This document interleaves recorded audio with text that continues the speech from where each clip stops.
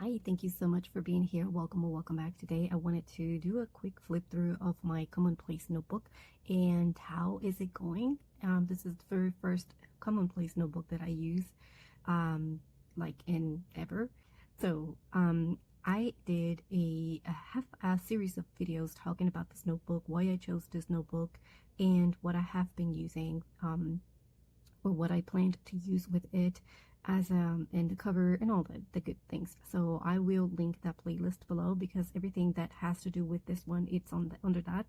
But today I wanted to do just like a quick flip through, so I figure I wanted to just focus on the notebook itself. So I took it out of my cover and everything else is out of sight, so we can just focus on the notebook. So I did choose the I think this is a Galen Leather Company notebook. It is Tomo River paper, completely blank paper, and it is Tomo River paper, and it has 400 pages. I think it has 400 and something. I will also link it below in case you're interested. This is so far from all the ones that I ordered to compare, this was my favorite. I think it's I like that it's kind of sloppy, but it has 400 pages, so it would allow me to just have notes in here for like a very long time. And I use this Commonplace notebook as a hybrid sort of. It has notes about my books, and notes about research, and notes about just thoughts and plans, just anything that comes to mind that I have no other place for it, or I think I would not like to place on my other planners and notebooks. It goes in here. So I don't have a lot going on yet because like I said, I don't use it every single day. It's just whenever I have something that I want to place somewhere and I think it goes well in here. That's what I do. So I just have a few pages of notes, but I wanted to share with you how it's going so far. So for the first page, I wanted to do like a quote in here, but I didn't want to write it, so I just printed using my thermal printer, and I wrote, the more I learn, the more I realize how much I don't know, by Albert Einstein. Just a quote there, and then I printed it into these template of a phone kind of screen. I thought it was fitting for the notebook, so I just used it as my quote or my very first page here. Then I set up my index. This is something that I also shared in another video, why I set it up like this and how I'm using it, so I'm not going to go into a lot of detail regarding that. But yeah, this is just my index. I divided the pages in just by the center so I can have more space. I think that should work just fine for how I'm using this index. So as you can see, I have a few things listed in here, and they go in order of topics. So if I have two topics into one page, I divide that and just write it under the same number. For example, page number 1, I have mindset quotes, and also in page number 1, I have other notes about perimenopause. Yeah, that other topic, and that goes into page number 1 and 2. So that's how I'm indexing my information. So that's the index. And then here is my keys page. This is also something that I talk about, and I shared a little bit more on those other videos, why I chose these colors and this setup and all the good things. So this I'm using the dotted color codes for different areas that I think I want to refer often, but also included markers as coding for easy access. So they kind of can relate to either each other, but I think that the markers will be more accessible, I guess. So for example, if I'm with my notebook out and about and I run out of stickers, I'm pretty sure I'm gonna have my markers. So that's I guess the idea behind that. Then I left this 2 pages intentionally blank, just in case I wanted to add anything else that related to either indexing or keys. So what I have been doing so far is just using it as an inbox sort of section where I have been just adding sticky notes. The other ones I removed, but I still have this one, and it is only a list of things that I think I want to include in this notebook. So topics that I would like to have in here is self-growth, mindset, money, family, travel, home, business, social, friends, beauty, stars, moons, and brain. So that means it's just something that topics that I'm interested in and things that I want to refer back often, just as a reminder, I guess. So for example, the other day I bought this book. It's called Read People, and it is about how the brain connects certain expressions with personalities, and you know, all the good things about that topic. And I just added that there, brain, because I feel fascinated by that topic. So I want to add notes on that. So I left these two blank just for that. And then I started my note taking. As I told you before, on the index I already have page 1 about mindset, mindfulness. That's what I wrote. Mindfulness quotes. So I just kind of look up a few quotes, then picked the ones that were more interesting to me and wrote them down. And that way, if I want to use them at some point, I have them here.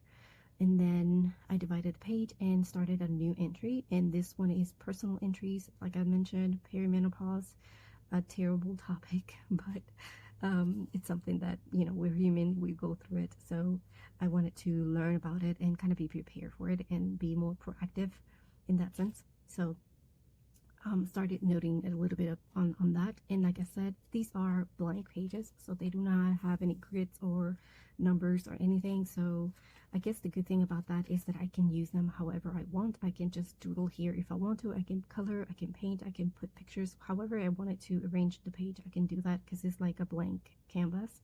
So and then the numbers for the pages, I have been adding them as I use them. So for example, in here I have page number 1 and 2, and the only reason I did that is because they are different topics in here. So page number 1 has mindful quotes in here, and then I have the other notes in here, personal notes, and that continues into page number 2. And then on the bottom of page number 2, I have different notes about the 7 habits of highly effective people. I just kind of narrowed down the actual habits in here, and I wanted to note them somewhere, so I went with that and added them in here. So if you go to my index, if I wanted to find this information again, I will go in here in my my index, and I will be able to see that in page number 2 is where I have the 7 habits summary. So I will just find page number 2 and find them there. So I'm hoping that's making sense.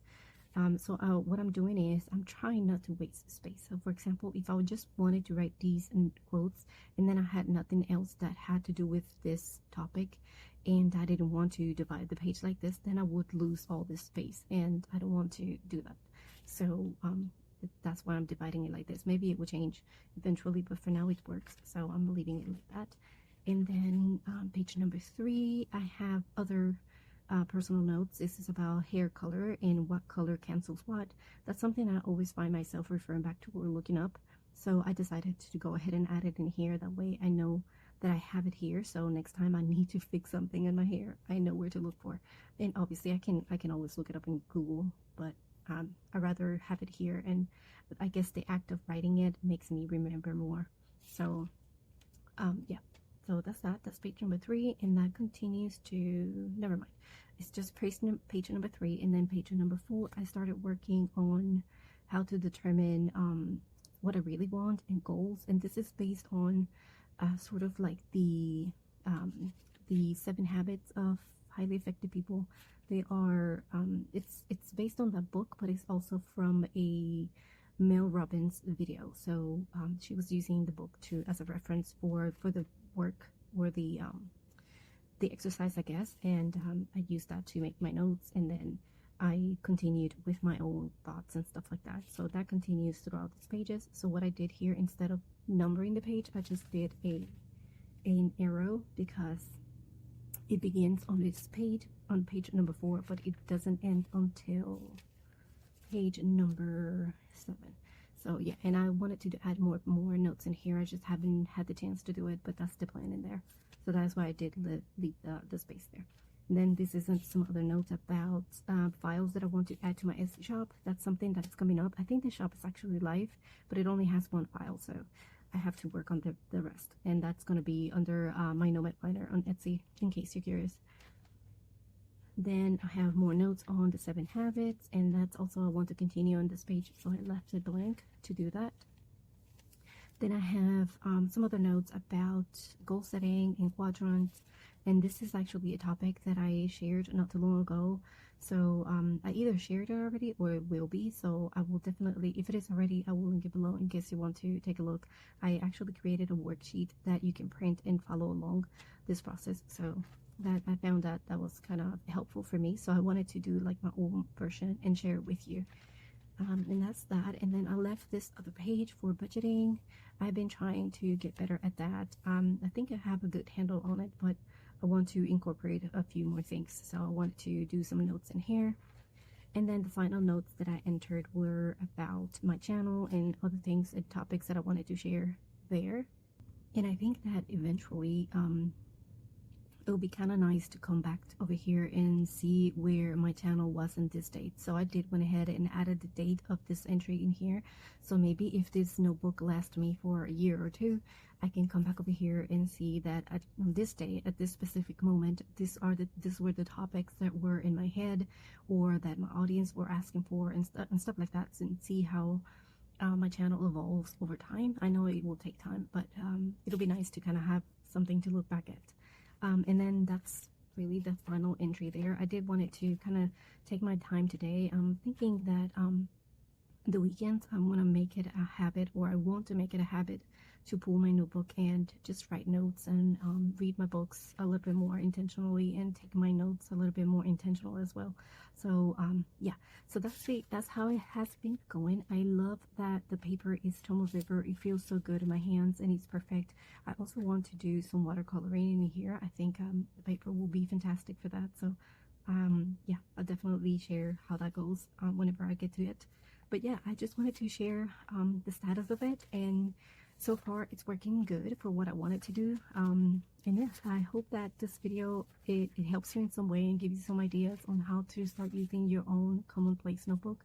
Again, my way of approaching this notebook is more of a hybrid,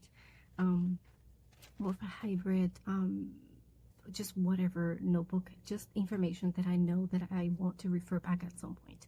If it was just journaling or entries that are to-dos or something like that, that will definitely go in somewhere else, maybe my planners or something like that. But this one I'm trying to keep it as to my hybrid notebook of notes and research that I know that at some point I want to look back at. So I'm hoping that again that this helps you in some way. Thank you so much for watching, and I'll see you next time.